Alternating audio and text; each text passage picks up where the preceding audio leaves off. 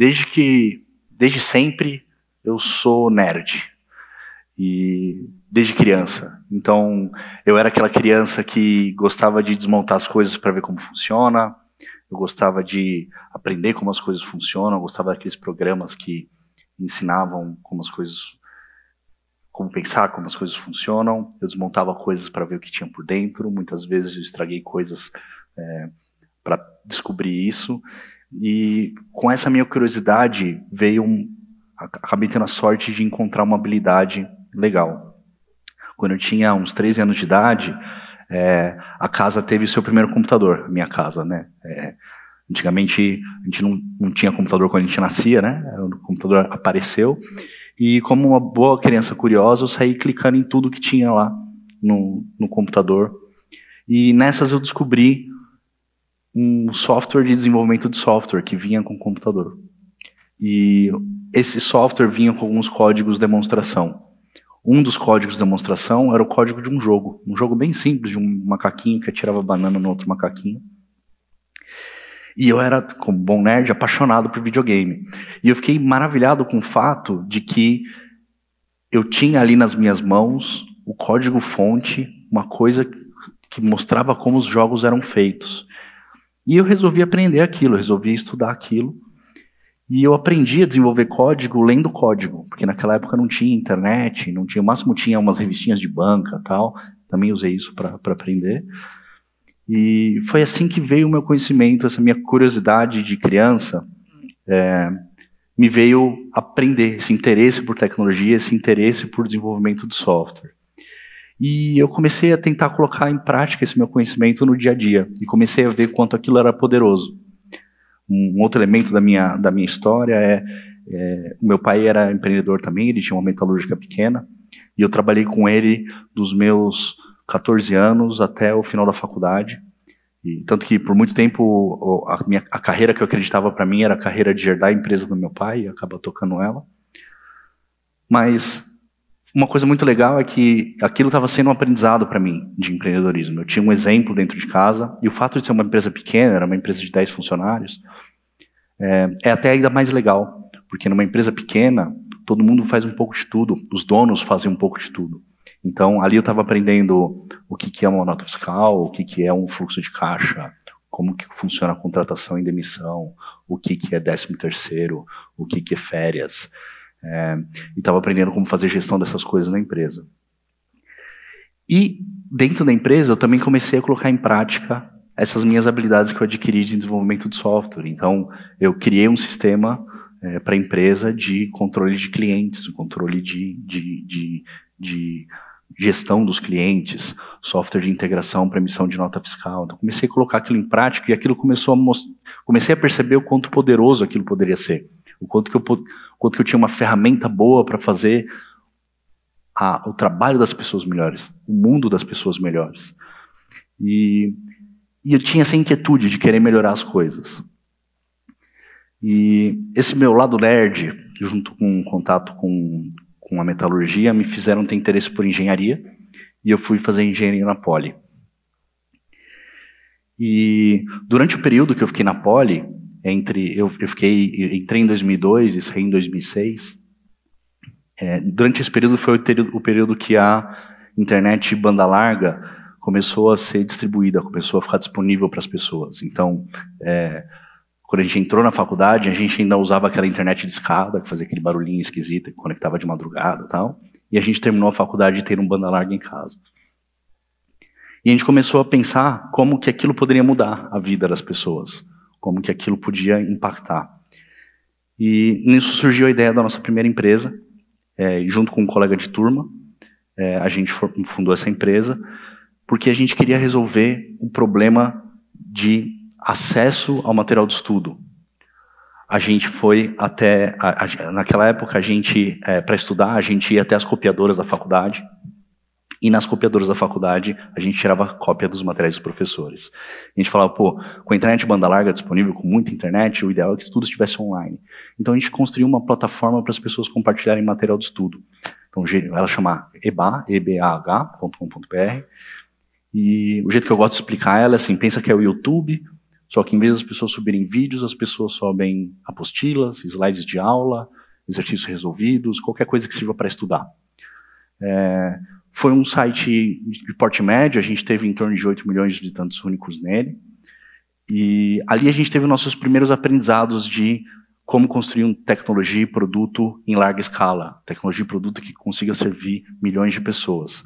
E principalmente de entender o nosso cliente, entender o nosso usuário, se colocar no lugar dele. A gente começou, por exemplo, um exemplo a gente começou o EBA achando que a gente estava construindo a rede social dos universitários. E a gente construiu uma série de ferramentas sociais para as pessoas se conectarem ali dentro do site. Só que não é isso que elas queriam. A gente acabou descobrindo que o que elas queriam de verdade era o conteúdo. E a gente demorou para aprender. Mas uma hora a gente aprendeu e a gente começou a desenvolver ferramentas de conteúdo. Em vez de focar no relacionamento das pessoas dentro da plataforma, a gente focou em como que elas encontram o conteúdo que elas querem, como eu posso otimizar a quantidade de conteúdo que tem ali, como ele fica mais buscado, como ele fica mais bonito de ser apresentado. E nisso a gente conseguiu ganhar mais tração dos usuários. Foi um aprendizado que a gente acabou levando para as nossas outras companhias. Mas a gente não conseguiu fazer esse site ser um negócio muito grande. A gente teve um time de 10 pessoas, a gente não conseguiu levar o faturamento para números muito altos e a gente já estava começando a ver outras coisas. E nessas horas o meu lado nerd já estava me coçando e eu comecei a aprender a fazer desenvolvimento de aplicativos, porque isso era 2011, 2012, e nessa época estavam saindo os primeiros smartphones, os primeiros aplicativos. E eu comecei a estudar isso. E nessa época, o Ariel, que é meu colega de turma que a gente fundou essa startup, viajou para a Alemanha e ele usou lá o primeiro aplicativo de táxi do mundo. E no mesmo dia ele mandou uma mensagem e falou, cara, encontrei a próxima coisa que a gente vai fazer. E eu fiquei super animado com aquilo, porque meu lado nerd estava coçando e falando, cara, vamos fazer um aplicativo. E o mais legal ainda da 99, porque não é um aplicativo, são dois. O aplicativo do passageiro e o aplicativo do motorista. E aquilo me deixou muito empolgado, e assim que ele voltou, a gente começou a trabalhar. De dia a gente trabalhava na nossa primeira startup, à noite a gente trabalhava num protótipo do que veio a ser 99. E a gente depois apresentou o protótipo para o Paulo, e nós três compusemos o time de fundadores da 99. A gente teve na 99 todo tipo de perrengue que a gente pode ter, então desde o comecinho a gente, além de ter convencido o motorista a usar a 99, a gente tinha que convencer ele a comprar um smartphone, que a maior parte dos motoristas não tinha smartphone, era a primeira vez que ele estava tendo aquele tipo de contato. Mas teve diversas características ali que ajudaram muito a toda essa trajetória da 99. Então o fato da gente estar muito próximo dos motoristas, porque a gente precisava ensiná-los a usar o smartphone, a gente fazia workshops com eles para ensinar. Nesse dispositivo tem um calendário, tem um tradutor, tem um aplicativo que pode te ajudar a fazer gestão do combustível. A gente começou a mostrar para ele que aquilo era uma ferramenta de trabalho.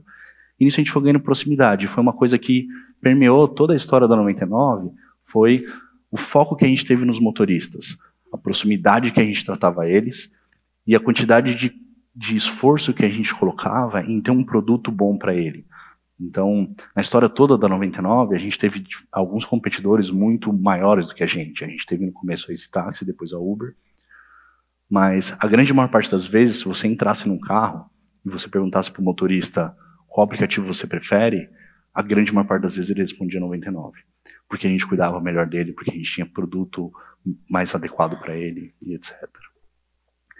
E a gente passou por um monte de problemas. Eu estava até comentando que eu tive um Natal de 2015 que foi traumático, que 2015 foi o ano que a gente cresceu, que a gente teve nossos aportes mais volumosos de dinheiro, e foi o ano que a maior parte das pessoas passou a conhecer 99, que a gente patrocinou time de futebol, a gente colocou propaganda no horário nobre da televisão, e envelopou aeroporto, propaganda no jornal, tudo. A gente fez um pouco de tudo para realmente fazer as pessoas conhecerem a 99.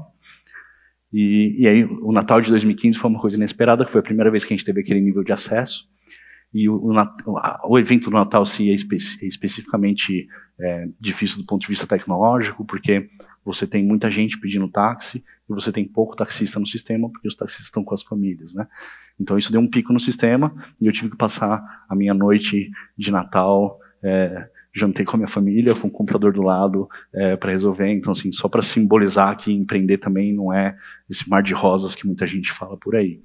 A gente passou por alguns perrengues, mas a história no final acabou sendo legal, a gente cresceu bastante, a gente conseguiu levar a 99 para todas as grandes cidades do Brasil, pequenas também. A gente conseguiu lançar também o transporte de carro privado, então a 99 é o único aplicativo que consegue te dar a opção de táxi e carro privado também. A gente fez uma parceria muito legal com a Didi. A Didi é o maior aplicativo de transporte do mundo, principalmente porque ele roda na China e eles têm números chineses, então eles são bastante grandes. E eles fizeram uma parceria com a gente, eles fizeram um aporte em 2017 e em 2018 eles fizeram uma oferta de compra da 99, a 99 foi vendida para a Didi com uma avaliação de mais de $1 bilhão e se tornou o primeiro unicórnio brasileiro. É uma história que a gente tem bastante orgulho, não só pelos números que a gente criou, mas por a gente ter construído uma empresa com uma cultura muito legal, uma empresa que se preocupa com as coisas certas, uma empresa que foi construída por pessoas incríveis, pessoas excepcionais lá dentro, e também a gente trouxe um marco para a história das startups no Brasil, porque a gente passou por bastante dificuldade de levantar dinheiro na história da 99. E muito porque o mundo não olhava para o Brasil como uma possibilidade de saírem grandes empresas, grandes startups para cá. E uma vez que começa a ter unicórnio no Brasil, as atenções do mundo começam a olhar para cá. Os investidores de outros lugares do mundo começam a olhar, daqui saem empresas grandes. Então foi um marco bastante legal. E nessa relação com a Didi, a gente visitou a China. E na China a gente viu as bicicletas compartilhadas sem estação lá, da UF e da Mobike. E aquilo mexeu comigo, porque dentro da 99 eu tinha 2 problemas que eu era apaixonado, e que a gente não conseguiu atacar lá dentro, basicamente porque a gente tinha um foco muito grande em conseguir competir com a Uber. E esses problemas eram, o primeiro, o transporte de crianças, que eu acho que até hoje não existe uma solução boa para isso. Existem algumas iniciativas, mas não acho que tem uma solução boa. E o outro era o uso da ciclovia, porque numa cidade como São Paulo, me incomodava o fato de que muitas vezes as ruas estão paradas de carro. Os carros encheram a rua e os carros não andam, mas no mesmo lugar existem ciclovias que estão livres, que poderiam ser usadas para dar vazão para o trânsito. Então eu acreditava que se eu conseguisse dar uma solução que as pessoas pudessem usar a ciclovia, elas podiam se livrar do trânsito, nem que seja daqueles 10, 12 quarteirões ruins, e dali para frente ela pode usar uma outra forma de transporte que ela preferir. Então quando eu vi isso na China, eu falei, eu quero levar isso para o Brasil. Coincidiu com a fase de eu estar saindo da 99, estar fazendo a venda da 99. E aí um dos nossos investidores apresentou para a gente o ex-presidente da Caloi, e a gente fundou a Yellow. Foi muito legal a Yellow, porque a Yellow é uma empresa que, diferente das minhas outras, é uma empresa que já nasceu com um sonho grande, porque o modelo da Yellow não funciona em baixa escala. Não adianta você colocar 50 bicicletas na rua. Você tem que colocar milhares de bicicletas na rua. E pelo fato da gente ter tido essa história, a gente conseguiu atrair interesse de investidores e a gente conseguiu levantar um dinheiro legal para já começar a empresa bastante grande. Então a gente tinha dinheiro, a gente ficou 6 meses trabalhando, os primeiros 6 meses de 2018, e a gente lançou em agosto de 2018 a Yellow para o mundo, as bicicletas em São Paulo.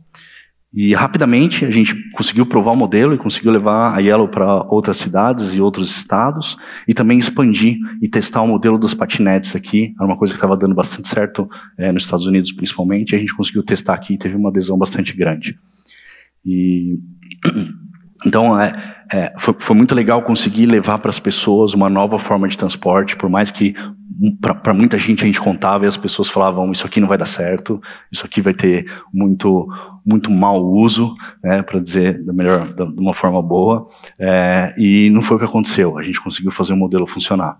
E a Yellow cresceu bastante, a Yellow agora se fundiu com a Green formando a Grow, e a gente tem uma história de América Latina, uma ambição de América Latina.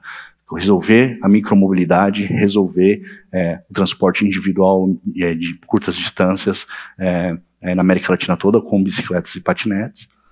E, bom, só para concluir a minha história também, nessa fusão eu saí da operação da Yellow, que acabou virando Grow, e desde então, desde que eu saí agora em janeiro, eu tenho dedicado meu tempo para ajudar outras startups, para incentivar a galera a empreender, para fazer alguns investimentos anjos, fazer mentoria. Eu acredito, como foi falado aqui, eu fui formado numa universidade pública, e eu acho que eu sinto essa obrigação de retornar de alguma forma, então, e eu tive a sorte de ter passado por uma experiência que pode servir tanto de exemplo bom e ruim para muita gente, e eu estou me esforçando bastante para passar isso para empreendedores e futuros empreendedores. Então, essa é a minha história. Obrigado por me ouvir e boa noite, pessoal.